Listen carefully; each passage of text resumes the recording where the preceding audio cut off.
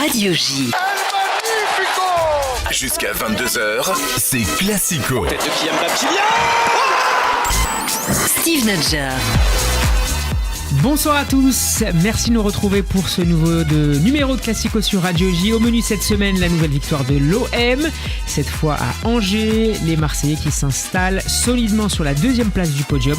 Peuvent-ils désormais viser plus haut, notamment grâce à l'aide de leur nouvelle recrue? Ça sera le premier débat de la soirée. Autre recrue qui fait sensation, c'était ce week-end, va briller avec le PSG contre Monaco en Ligue 1 et il sera l'un des atouts de l'équipe de Luis Enrique dans son double match de barrage en Ligue des Champions contre Brest. Une Ligue des Champions que Pep Guardiola espère voir animer son printemps. Manchester City, Real Madrid, c'est l'énorme affiche de ces playoffs. L'occasion pour nous de nous arrêter sur le parcours de l'entraîneur catalan avec notre invité. Il est donc l'heure de vous présenter le casting du soir. Mickaël Marceno est avec nous. Salut Mickaël. Salut Steve. Et merci de nous rejoindre. Ça va très bien. On est content de te retrouver avec nous cette semaine. Tu es créateur de contenu sur les réseaux sociaux. Tu animes également l'émission Panenka. Mickaël, ton week-end de foot, ça s'est résumé à quoi? Bah écoute, au PSG, au Barça et au Real, un petit peu comme d'habitude.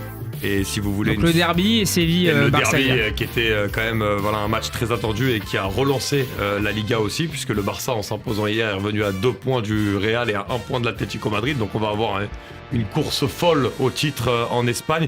Et si vous voulez, messieurs, une formidable raison de regarder le football. Je vous avais parlé de Lamine Yamal, maintenant je vais vous parler de Pedri, qui pour moi actuellement est le meilleur milieu du monde et réalise des choses exceptionnelles. Si vous êtes nostalgique de Xavi et Iniesta, allez regarder. Comment ne pas l'être?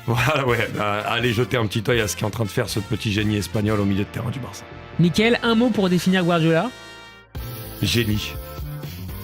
Simple. Bref, basique.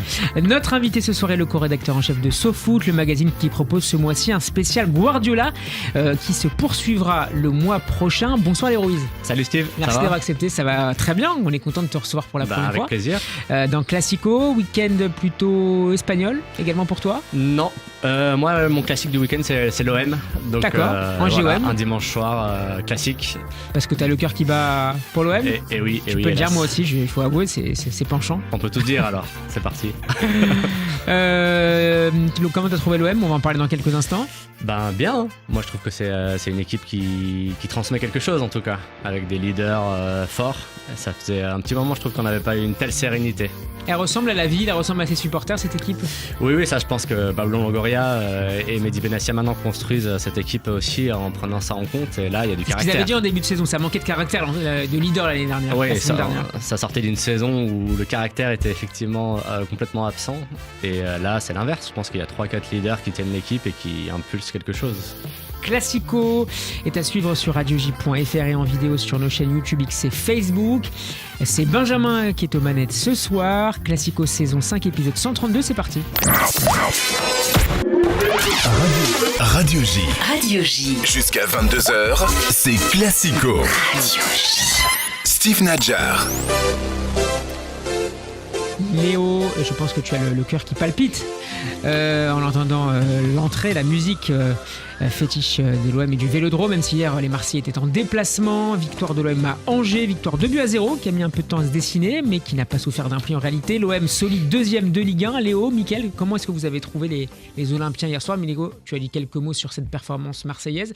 Plus globalement, qu'est-ce qui t'a plu?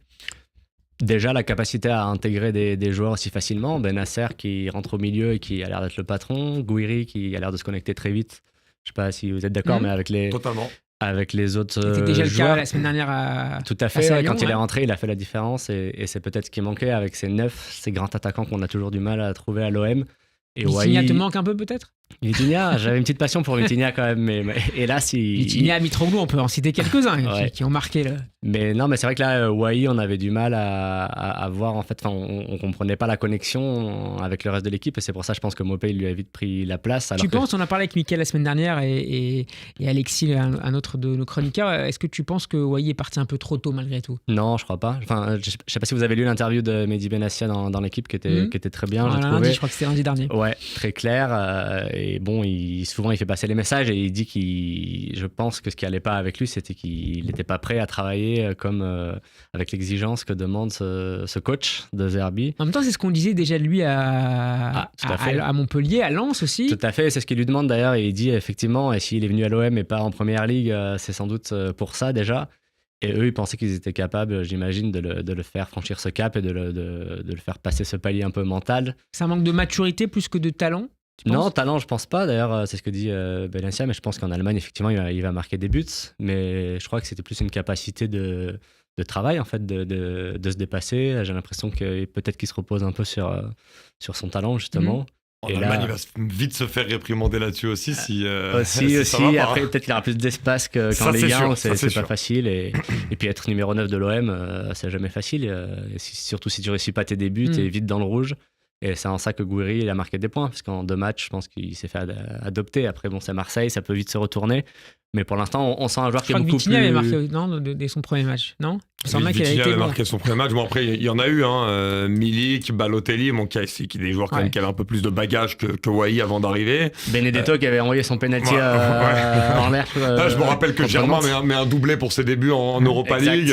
Donc voilà, mais bon, après, ça veut rien dire. Mais ce qui est le plus dur vraiment à l'OM, c'est aussi de maintenir un niveau, surtout quand tu viens d'arriver, parce que tu es très vite regardé. Et malheureusement, parce que moi, je cautionne pas forcément ça, mais on laisse très très peu de temps. Les supporters sont quand même très très exigeants. C'était le cas déjà il y a 30 ans avec Papin, par exemple. Bien sûr. Bien sûr. Donc pour moi, il faut du temps. Voilà, il faut laisser du temps à des joueurs, ce sont des humains, il faut pas l'oublier, parce qu'on a souvent tendance à l'oublier. Il faut leur laisser le temps de travailler, de progresser. Mais en tout cas, les débuts de Gouiri sont très très bons. Ouais. L'avantage qu'il a en plus, c'est qu'il rentre dans une équipe qui tourne, avec un milieu qui maîtrise son sujet. Et qui vient d'être bonifié. Enfin, je pense que c'est un peu plus facile peut-être d'entrer maintenant qu'à une autre époque. Et même que cet été où en fait c'était le début de la révolution, même s'il allait très vite, je trouve, de Zerbi, là il y a quelque chose qui est un peu rodé. Et sans doute qu'entrer dans cette équipe maintenant c'est plus facile, surtout quand on a cette capacité d'association avec les autres qu'a l'air d'avoir Gouiri. On va détailler tout ça dans quelques instants. Sur le plan du classement, l'OM est le dauphin du PSG, je vous le disais, à 6 points devant Nice et Monaco. Est-ce que les Marseillais peuvent aller encore un peu plus haut, aller titiller les Parisiens? Non, mais soyons honnêtes, je pense même pas que c'est l'objectif. On en a parlé la semaine dernière. Pour moi, si t'es à Marseille aujourd'hui, aucune raison de parler de titre. Déjà, surtout quand tu vois d'où ils viennent de la saison dernière. On sait que l'objectif, c'était déjà de finir dans les 4 premiers pour être en Ligue des Champions. Et maintenant qu'on voit un peu le déroulé de la saison, très clairement, et vu la manière dont ils jouent et surtout le calendrier des poursuivants qui sont pour la plupart tous engagés encore en Coupe d'Europe, alors qu'eux jouent une fois par semaine. Très clairement, ils vont jouer Auxerre, Saint-Etienne, Nantes. Voilà, là il y a largement la place pour l'OM de pouvoir finir deuxième et au moins de bien consolider cette place. Ça me semble un peu compliqué. Après, comme l'avait très bien dit Grégory Schneider la semaine dernière, si le Paris Saint-Germain perd en Ligue des Champions, on sait ce qui peut se passer. Tout peut le château de cartes qui s'effondre, voler en éclats. Voilà, et il peut y avoir... mais bon, connaissant Luis Enrique et la manière aussi dont il arrive à faire concentrer cet effectif, très franchement, moi je ne pense pas, et je pense qu'il ne faut pas se donner de bon espoir. Donc, du côté de l'OM, un calendrier plutôt abordable. Prendre les matchs les uns après les autres, bien travailler, continuer surtout à renforcer collectivement cette équipe. Et après, évidemment, s'il y a des points de perdus, pourquoi pas espérer. Il y a un match aussi qui va pas tarder à arriver au Parc des Princes, où on verra aussi ce qui se passera. Et je pense que là, on aura des éléments de réponse. Mais pour l'instant, du côté de l'OM, faut pas se mettre cette pression-là. Finir deuxième, quand tu vois d'où ils viennent la saison dernière, serait déjà excellent. Donc, y aller étape par étape, surtout qu'il y a quelque chose de très beau qui se construit dans cette équipe. Léo ? Je suis d'accord, c'est un peu la malchance finalement de cette équipe qui est allée vite, je trouve, dans un projet de jeu que celui de Zerbi, qui est plutôt agréable à voir. Et là, en fait, il tombe sur une année où on pensait un peu tous en début de saison, enfin en tout cas nous, que ça allait être une année de transition pour le PSG parce qu'il fallait digérer un départ de Mbappé. Et en fait, ça ressemble pas du tout à une année de transition, ça ressemble plutôt à une année où Luis Enrique, au contraire, a pris le pouvoir. Tu les trouves meilleurs encore que la saison dernière collectivement, ouais. Puis l'année dernière, en fait, je pense que Mbappé, qui peut-être était déjà ailleurs un peu, et il a pris beaucoup de place. Il a phagocyté un peu le jeu. Bah oui, à chaque conférence de presse, on posait la question à Luis Enrique qui cachait pas son agacement sur le sujet. Et je pense que ça a pris trop de place. Et du coup, effectivement, il a peut-être eu plus de mal à mettre en place un projet qui est celui un peu comme Guardiola, qui est en fait un projet collectif où les joueurs, il n'y a pas vraiment de privilèges. Et là, je crois que cette année, il arrive mieux à faire ça avec cette équipe avec peut-être moins d'ego. Et c'est pas de chance pour Marseille, parce que du coup, c'est une équipe qui est quasiment imbattable. Je crois qu'elle n'a pas encore perdu, non, en Ligue 1, je crois. Non, le PSG est toujours invaincu en Ligue 1. Et ce qu'il y a surtout aussi, c'est que malgré tout, mais ça, on peut pas en vouloir à De Zerbi, mais l'OM a quand même lâché beaucoup de points précieux à domicile sur ce début de saison. C'est quand même je crois que c'est encore la première équipe aujourd'hui, Marseille, à l'extérieur. Ouais. Mais par contre, ils sont... 9 victoires en déplacement, c'est ça. Mais ils sont 11e ou 10e à domicile. Un problème qu'ils ont commencé à régler sur le début de cette année 2025, mais il y a eu énormément de points perdus cette saison au Vélodrome. Alors évidemment, la pression, tout ça, mais moi, j'en veux pas à De Zerbi, parce que quand tu vois l'état dont il a repris le club, déjà le travail qu'il fait, c'est exceptionnel, et bien sûr qu'il fallait passer aussi par ces matchs-là, donc on peut pas lui en vouloir. C'est pour ça que moi... je veux pas qu'on parle de titres, etc. C'est mettre une pression qui n'a pas lieu d'être pour l'OM. Déjà, ce qu'ils sont en train de faire, quand tu prends le contexte et quand tu regardes là d'où ils viennent la saison dernière, et surtout que c'est une équipe nouvelle. 70% des joueurs n'étaient pas là la saison dernière. Et il faut comprendre que dans le foot, normalement, il faut laisser du temps. Et là, déjà, ça va très vite, et c'est quand même très bien fait quand tu vois des équipes comme Monaco, comme Lille aussi, qui, pour moi, même auraient dû finir devant Marseille de par la stabilité qu'ils ont depuis 2-3 ans, ces clubs-là. Donc, ce que fait Marseille, c'est très très bien. Il faut vraiment le notifier. Parler de titres, voilà, c'est pour moi un petit peu lunaire.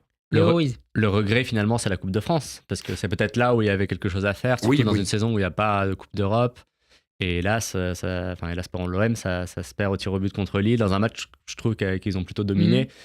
Et là, c'était peut-être leur seule chance de remporter quelque chose. L'OM très performant en déplacement, on l'a dit, 9 victoires cette saison à l'extérieur. C'est quoi le secret de cette équipe à l'extérieur ? C'est son agressivité, c'est sa patience, comme on l'a vu hier. Le match a mis un peu de temps, je le disais, la victoire a mis un peu de temps à se dessiner, mais on ne doutait pas en réalité. C'est peut-être plus facile à mettre en place à l'extérieur, étant donné le fameux contexte marseillais. C'est comme ça. Souvent, on compare en fait à Monaco. Que en fait, des joueurs arrivent à Monaco, ils sont dans une espèce de calme où il y a le temps, on leur met pas la pression, et quand tu arrives à Marseille, tu rates un contrôle et tu as presque 60 000 personnes qui veulent t'assassiner. Bon, ça complique un peu les épaules solides, quoi. Voilà, en fait, c'est pour ça que la question du caractère, elle revient aussi souvent à Marseille, c'est parce que jouer à l'OM, c'est pas comme jouer ailleurs. Et c'est peut-être pour ça qu'à domicile, ça a mis plus de temps à se mettre en place. Mais moi, je suis d'accord, même depuis fin 2024, la victoire à Monaco, en fait... Tu te rappelles, ils avaient fait un espèce de stage commando, je sais pas où. Après la défaite contre Auxerre, à domicile. Et ils battent Monaco un peu difficilement. Et depuis, il y a quelque chose qui s'est débloqué au Vélodrome. Et il y a encore eu des points perdus, mais globalement, je trouve que c'est une équipe qui ressemble, qui est un peu la même à domicile et à l'extérieur depuis 2-3 mois. Équipe qui n'a pas encaissé de but hier soir pour la première fois depuis le début de l'année 2025. Sur le plan offensif, c'est un spectacle permanent. 45 buts en 21 journées. L'OM n'avait jamais fait mieux depuis plus de 50 ans. Quels sont les grands atouts de cette équipe sur le plan offensif ? Qu'est-ce qui explique qu'elle soit aussi performante et aussi spectaculaire ? Alors déjà, c'est la philosophie de Roberto De Zerbi, déjà dans un premier temps, parce que même à Sassuolo, je crois qu'on avait battu les records de buts à l'époque. C'était une équipe sensation en Serie A, alors qu'aujourd'hui, cette équipe est en Série B. Ou même à l'époque, ça n'avait jamais une équipe qui avait fait sensation de cette manière-là. Quand on regarde à Brighton, alors ça c'est un peu moins bien terminé pour lui, mais malgré tout, c'était un football champagne, du spectacle, beaucoup de buts marqués. Il est jamais réputé pour... C'est un peu comme Guardiola ou comme ce qu'on peut voir aussi au Barça avec Hansi Flick. C'est les équipes qui encaissent beaucoup de buts, mais qui arrivent souvent à en marquer plus que l'adversaire. Et finalement, c'est la différence. Et on l'a vu notamment contre Lyon, contre Monaco, tu le disais tout à l'heure. Et il y a beaucoup de matchs qui montrent ça. C'est qu'aussi, on a toujours cette volonté d'aller attaquer. Et ça, c'est vraiment ce qui caractérise les équipes de Roberto De Zerbi. Et ce que je trouve énorme, c'est une équipe qui a toujours cette envie d'aller vers l'attaque. Et d'imposer sa domination, son jeu à l'adversaire. Exactement. Et surtout, tu me demandais vraiment qu'est-ce qui se passe vraiment offensivement à Marseille. Pour moi, c'est aussi beaucoup de permutations devant. On a beaucoup de joueurs qui changent de poste, on a beaucoup de joueurs qui dédoublent, qui proposent des appels, comme ce rôle d'ailleurs qu'a Luis Enrique, qui est plus comme un piston, mais qui de base est vraiment quelqu'un qui marque beaucoup de buts, fait beaucoup de passes décisives cette saison, qui se projette énormément. Greenwood, Guiri. Rabiot aussi, qu'on voit quasiment parfois en fin de match attaquant. Comme ça a été le cas contre Lyon, tu fais très bien de le dire. Et Guiri, pour moi, qui vient s'installer vraiment dans ce système-là, parce que c'est un numéro 9, mais qui pendant des années a joué sur le côté gauche, et donc du coup a vraiment un rôle assez hybride, bouge beaucoup, et ça pour perturber des défenses et surtout des blocs bas, parce que c'est ce qui attend souvent les équipes qui jouent contre Roberto De Zerbi, notamment Angers hier qui a mis le bus quasiment pendant 80 minutes. Donc ça, c'est très important d'avoir des joueurs vraiment mobiles avec le ballon qui bougent beaucoup pour déstabiliser les blocs adverses. Léo, est-ce qu'il y a un lien de parenté philosophique entre, on parlait de Luis Enrique tout à l'heure, entre Roberto De Zerbi et Guardiola ? Je pense qu'il y a Guardiola l'aime beaucoup. Guardiola l'aime beaucoup. Je pense qu'il en avait parlé dans leur affrontement en Première Ligue. Je pense que, comme plein d'autres coachs de Zerbi, c'est basé sur quelques concepts de Guardiola. Je pense que quand on regarde l'OM qui avance sur le terrain, la recherche du joueur libre, les circuits de passe qui part toujours de Balerdi, qui attend qu'on vienne le presser, et qui, je trouve, un milieu, ou que ce soit Hochberg, Rabiot, qui ensuite, après, envoie les pistons sur les côtés. Avec aussi un gardien qui joue assez haut. Le gardien qui n'a pas peur de monter. Je pense que tout ça, mais ça se limite pas à De Zerbi, mais c'est le foot un peu moderne. C'est l'influence, je pense, de Guardiola essentiellement. Mais il a clairement pris de ça. Après, je pense comme les autres, il a fait son chemin. Il s'adapte aussi à un effectif. Celui de l'OM, c'est pas celui de Manchester City, donc il est obligé de faire un peu autrement. Mais oui, je pense qu'il y a une inspiration. Après, sur cette saison-là, pourquoi il y a autant de buts aussi? Parce qu'il y a du talent. Je pense quand même que Greenwood, c'est un joueur qui est trop haut presque pour l'OM. Rabiot également. Hochberg aussi dans une position un peu plus reculée. Benasser. Alors on va écouter justement Roberto De Zerbi s'exprimer sur le premier match de Ismaël Benasser hier avec l'OM. Énorme. C'est un super joueur pour nous. Je suis désolé pour Rongier parce que il n'était pas en assez bonne condition pour jouer. Parce que c'est toujours un super joueur aussi, Valentin. Mais Isma a joué vraiment très bien aujourd'hui et c'est un grand joueur pour nous. C'était sur DAZN, il va falloir trouver une place à Benasser dans le 11 là, à ce niveau-là de performance. Ça c'est une évidence, mais j'ai envie de dire tant mieux. Et enfin, de la concurrence saine et positive dans cette équipe de l'OM, et ça fait du bien. Il y en a partout, sauf peut-être en défense. Oui, voilà. Mais après, bon, ça va venir. Je pense que ce sera un des premiers chantiers de recrutement pour l'équipe de Benatia et Longoria au prochain mercato, surtout s'il y a Coupe d'Europe. Et logiquement, ça devrait le faire. Mais ce qu'il faut dire, c'est que le recrutement d'Ismaël Benasser, pour moi, est un super recrutement. C'est quelqu'un que j'ai suivi pendant des années du côté du Milan AC. Je l'ai dit plusieurs fois, c'est vraiment un milieu de terrain que je trouve exceptionnel. Rappelez-vous de sa CAN 2019, il était très jeune à l'époque. Il finit à la fois, et ça c'était une première peut-être même dans l'histoire d'une compétition, de finir à la fois meilleur jeune et à la fois meilleur joueur de l'équipe. Zlatan Ibrahimovic, quand il était revenu au Milan pour ces dernières années, l'avait déjà dit. Ismaël Benasser est un joueur exceptionnel. On le voyait au milieu de terrain, il a un volume de jeu énorme. Il est capable de faire énormément de récupération de balles, de se projeter balle au pied. Il est également très technique. Il a une vraie palette. On voit la passe qu'il fait hier sur Quentin Merlin. C'est une passe à la Pedri aujourd'hui, si je peux me permettre de dire. Donc c'est vraiment exceptionnel. C'est un joueur vraiment, pour moi, qui arrive à l'OM, mais qui il y a 2 ans encore était vraiment regardé par Pep Guardiola à Manchester City. Il a connu une blessure, les ligaments malheureusement, et ça c'est dommage, parce que ça freine la progression d'un joueur. Mais c'est un coup énorme pour l'OM, et c'est bien d'avoir Rabiot, Højbjerg, Benasser. Pour moi déjà avec ces 3 joueurs-là, et en plus d'avoir Rongier en backup ou potentiel titulaire. Et Kondogbia qui est revenu au milieu de terrain hier. Là, t'as un milieu pour moi qui peut être un milieu, désolé de le dire, peut-être que je vais m'enflammer, mais top 15, top 20 Europe, sans prétention. Je pense aussi l'impact hier de Benasser, il est impressionnant. En fait, on voit un gap dans les duels. Quand il met le pied, le joueur en face, il vole. En fait, il y a quelque chose.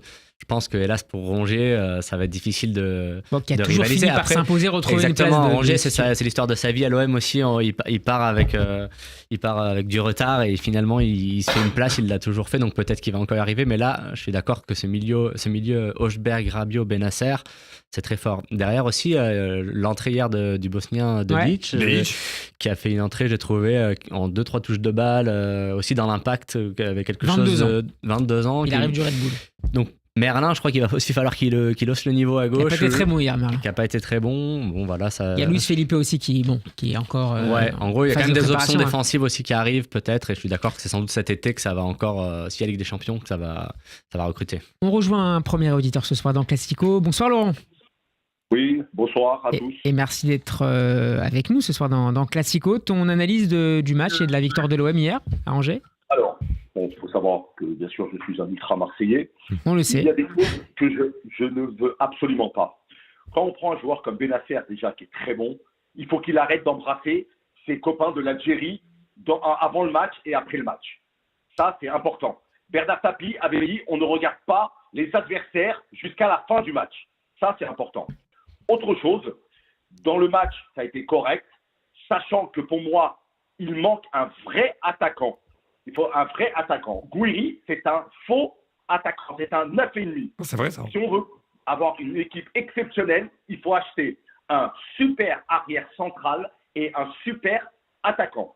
sachant que... Mais est-ce que l'OM a le budget pour s'offrir un attaquant qui va sur le marché 40, 50, 60 millions? Non, mais je pense que déjà à 30 ou 40 millions, on peut avoir un très bon attaquant. Ils ont des joueurs qui ne servent à rien comme Carboni, Harry, Mbemba, Blanco, Mumbagna, Garcia et Lirola. Après, c'est des joueurs qui n'arrivent pas avant. À ça. Ok. Mais Quentin Merlin, même un enfant de mon académie de football aurait marqué ses buts qu'il a. C'est incroyable de ne pas marquer ses buts qu'il est devant le gardien. Sachant une chose aussi, c'est vrai que Marseille joue très très très très bien, mais on a un joueur que personne parle et pour moi est le meilleur joueur à sa place européen, c'est Rulli. Le gardien de but, c'est un gardien exceptionnel. Il a sauvé énormément de points à l'OM cette saison. Moi, je suis d'accord avec toi. Notamment sur des pénaltys. Sinon, c'est Laurent, c'est ça? C'est Laurent. Ouais. Oui. Laurent, si je peux me permettre, est-ce que tu trouves que t'es pas quand même un peu dur malgré tout avec cette équipe de l'OM, sachant aussi tout ce qui s'est passé cet été, sachant la saison dernière? Alors, je sais, ça vous caractérise les supporters, vous êtes très exigeants avec cette équipe de l'Olympique de Marseille, mais quand on regarde quand même le budget et surtout les liquidités dont parlait McCourt au début de l'ère, et qu'on regarde aujourd'hui une équipe où vous avez quand même pris un coach qui était courtisé par les plus gros clubs d'Europe avant son arrivée à l'OM, qu'il y a des joueurs comme Adrien Rabiot, comme Benasser, comme Højbjerg, comme Greenwood. Est-ce que tu trouves pas déjà que c'est quand même un très bon début et qu'on est quand même sur la pente ascendante et qu'après il faut laisser le temps à cette équipe de se construire aussi? Alors, je suis complètement de ton avis, sachant que pour moi, maintenant les gens, ils ne me croient pas, Marseille a été racheté une partie. Pour moi, il a été acheté une partie, parce que je le sais de sources personnelles, d'accord? Bon, ça n'a pas été officialisé, mais c'est pas à 100%. C'est-à-dire, Laurent?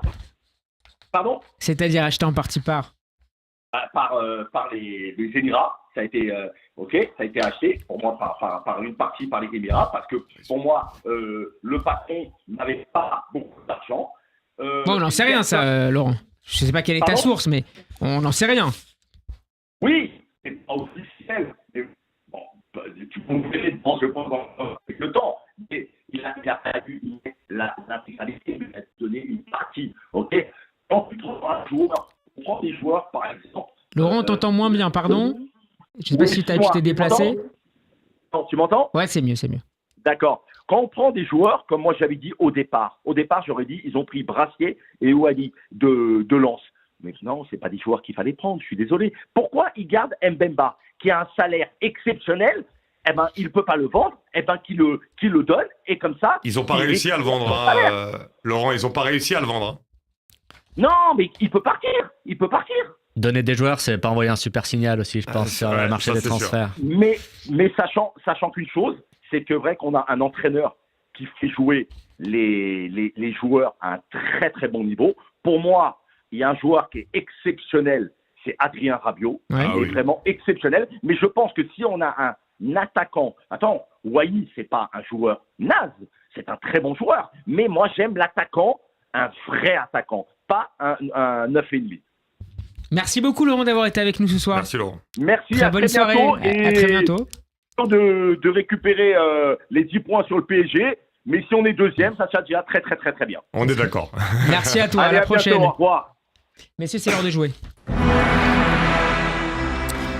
On va parler dans quelques instants du Paris Saint-Germain, victorieux ce vendredi de Monaco. Nous partons pour l'année 2017, finale de la Coupe de la Ligue. Monaco affronte le PSG. Victoire des Parisiens. Messieurs, donnez-moi le 11 et les remplaçants entrés en jeu. On commence par Monaco. Léo, tu es l'invité. Tu peux démarrer. 2017 Voilà, c'est Mbappé 2017. Ouais. 2017, c'est Mbappé, c'est le premier point pour toi. Si c'est Mbappé, c'est Falcao. C'est Falcao. Non. Là, il était ok. Il jouait. Lemar. Ouais. Thomas Lemar. Thomas Lemar, ça fait 2. Alors, est-ce qu'on a notre ami Bakayoko, Tchemoué Bakayoko? Absolument, il est titulaire. Bernardo Silva. Bernardo Silva. Camille Glick. Très bien, 3-2. Fabinho. Fabinho, parti non. déjà. Non. Déjà parti. Jemerson. Jemerson, c'est oui. 3 partout. Glick. Glick, tu l'as déjà dit. Ah, tu l'as dit, Ouais, merde. il l'a déjà dit. Ah, désolé. Aïe. On a qui Mickaël. J'en ai un, oui. Vas-y. Si je peux. Joyao Moutinho. Très bien, au milieu de terrain. Ça fait 4 pour Mickaël, 3 pour Léo. Je suis lâché dans la montée là. Le gardien déjà. Oui, je l'ai. Gardien. Qui est gardien de ce Monaco? Non. Non. Je sèche. Subasic. Subasic. Ça fait C'était pas 5 pour Mickaël. Elle est meilleure. Défenseur français, un latéral français, international. Oui, Kurzawa? Non. Pas. Non. Non. C'est pas à ce moment-là. Benjamin Mendy. Benjamin Mendy. Ouais. Léo, de l'autre côté, il y en a un autre. International français aussi? Ouais. Ah, je l'ai. C'est bon. Vas-y. Djibril Sidibé. Ouais. Mickaël, ça fait donc 7. Léo, ça fait 3. Je crois que la défense, on a tout le monde. On a tout le monde en attaque, milieu de il terrain. manque un, non? Il nous manque un Germain. attaquant. Ouais, Germain. Voilà, bah je pensais à lui, je pensais qu'il Ça était fait parti. 4. 3 remplaçants, plus dur à trouver. 3 remplaçants. Entrée en jeu. Entrée en jeu. Bon. Dur, hein? Ouais, Là, dur. dur. On a un attaquant qui a joué, je crois, à Brest, mais je suis pas sûr. Ça, Cardona. Cardona. Ouais. Je l'aurais J'aurais pas pas trouvé. trouvé. Dirard. Ouais, et Dirard. Touré. On passe au Paris Saint-Germain. Almami Touré. Léo. Allez. Donc PSG 2017. Ouais. On a Neymar. On a Neymar. Est-ce qu'il non. jouait à ce moment-là? mais C'est bien non. sûr. la fin de la saison, il joue pas. Non, non, il joue pas. Il est au carnaval, je crois encore. Non, parce que les blessures. Ça me fait d'ailleurs trop de peine. Pas de Neymar. Kylian, bien évidemment. Non, il était à Kylian Monaco. Mbappé. Ben non, on l'a dit à Monaco. Ah oui, Ouais, non, il mais- a pas encore signé. Mais non, mais donc Neymar. Neymar non plus, d'ailleurs. Neymar n'était pas là, bah oui, parce qu'ils arrivent en même temps. Marquinhos. Ça va, ouais. Marquinhos. Non, Marquinhos n'est pas là. Non, Cavani. Marquinhos. Cavani. Non, Comment Cavani on s'est est là. trompé sur les 3 premiers? Di Maria. Di Maria, je suis d'accord. Draxler aussi. Alors, attendez, parce que mon. Hop, Draxler, c'est oui. 5 à 9. Léo, à partir de maintenant, ça compte double. Ah, t'as raison. Ah, il vous manque la défense quand même. La défense, Oui, le gardien oui, le milieu. On a déjà. alors, Thiago Silva. Thiago Silva, ça fait 2 pour Mickaël.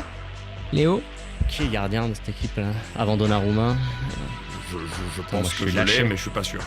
Est-ce que c'est Kevin Trapp? C'est Kevin Trapp. Le point pour Mickaël. Après, Alors en défense, on a qui? Alors. On a des internationaux français. Dani. Enfin, on en a deux Il y a français. Kurzawa. On a Kurzawa. Léo, tu peux participer au jeu? Faut me Il est proposer on a des matchs. quelqu'un qui a fait Faut me son proposer retour. des matchs 10 ans Quelqu'un plus qui a tôt. fait son retour. Quelqu'un qui a fait son retour. Pastore. Il y a quelques jours. Qui a fait son Pastore, retour. il Non, est pas là. Qui a fait son retour il y a quelques jours au PSG. Ah, Kipembe. Kipembe, le point Oui. pour Lucas, ça fait 2. Presque. Presque Donc on a la Kipembe, défense centrale avec on a la Thiago défense Silva. centrale. Il manque un latéral Oui, qui c'est le s'est latéral droit. qui s'est illustré dans une polémique avec son entraîneur. Ah, c'est Aurier. Serge Aurier. Serge Aurier. Ok, alors au milieu Alors, de terrain, milieu de terrain. il y avait Rabiot. Il y avait Rabiot. Verratti. Verratti. Verratti, Alors, bien sûr. Matuidi était déjà parti. Hein. alors, il nous en reste un. Alors, Lo Celso. non. Alors, il y a un titulaire. Le boss au milieu de terrain. Ça, c'était Verratti, normalement. Et Verratti, Rabiot. Thiago Motta et. Thiago Motta, vous l'avez pas dit? Mais Vous l'avez il était dit là encore? Ouais, il était là, Thiago Ah, Motta. bah, Il en Bravo. reste 2 maintenant. Il reste un milieu de terrain. Le nom a été dit. Mais Matuidi. Voilà, Ah oui, parce qu'il y Matuidi. avait Thiago Motta, il y avait Matuidi. Et Ça m'étonne pas. un milieu offensif L'avait attaquant, dit virevoltant. Non, Lucas. Lucas Moura. Bon, victoire assez nette de Mickaël. Rien à dire. 4, bon, plus de 12 points. On enchaîne. Donc maintenant avec le Paris Saint-Germain et sa nouvelle star.